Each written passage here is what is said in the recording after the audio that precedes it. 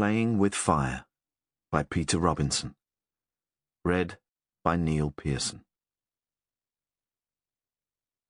19th of July. I was on my third sleeping pill and my second glass of whiskey when he knocked on my door. Why I bothered to answer it, I don't know.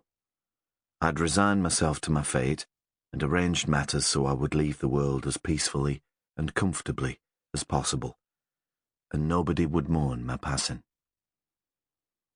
Beethoven's Pastoral Symphony was playing on the stereo. It was nice to have something to go along with the incessant tapping of rain on my flimsy roof.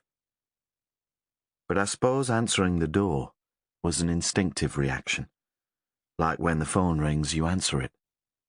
Anyway, I did. And there he stood, under a black umbrella. Though I hadn't seen him for 20 years, I recognized him immediately. "Can I come in?" he said, with that characteristic smile of his. "It's raining fit to start the second flood out here." I stood aside, dumbfounded, as he folded his umbrella. Of all the people I never expected to see again, it was him. He stooped and walked in. I could see his eyes register everything immediately. Of course, I hadn't bothered hiding the whiskey and the pills. He propped his umbrella against the wall, where it dripped on the threadbare carpet.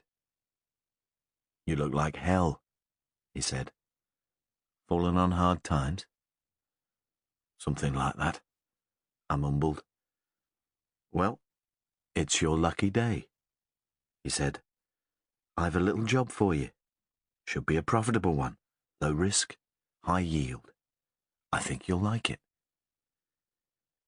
And then he told me what he wanted me to do. The barge she sat in, like a burnished throne, burned on the water. As Banks spoke, his breath formed plumes in the chill January air. "You what?" said D.I. Annie Cabbot, standing beside him. "Antony and Cleopatra. We did it for O-level."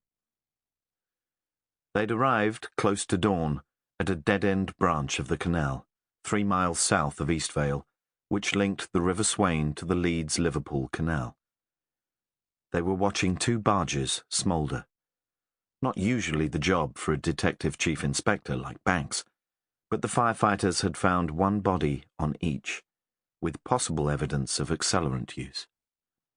So now, the usually quiet rural area was floodlit and buzzing with activity, noisy with the shouts of firefighters and the crackle of personal radios. The smell of burned wood, plastic and rubber hung in the air and scratched the back of Banks's throat when he breathed in. "Christ, it's cold," said Annie. She was wearing an old army greatcoat and stamping from foot to foot.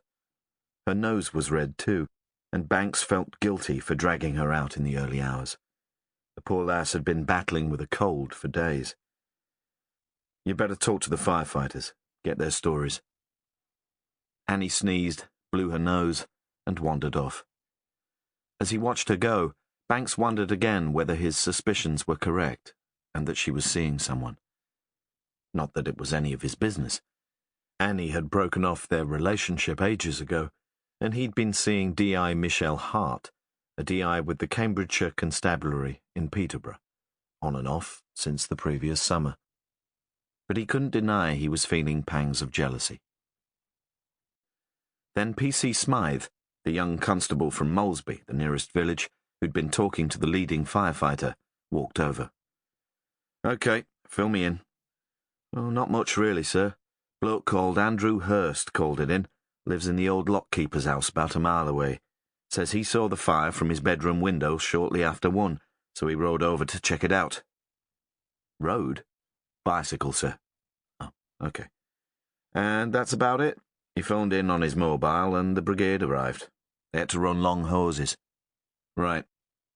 Banks could see the engines parked about 100 yards away through the woods, where a narrow lane turned sharply right as it neared the canal. "Anyone get out alive?" "Don't know, sir. If they did, they didn't hang around. We don't even know how many live there."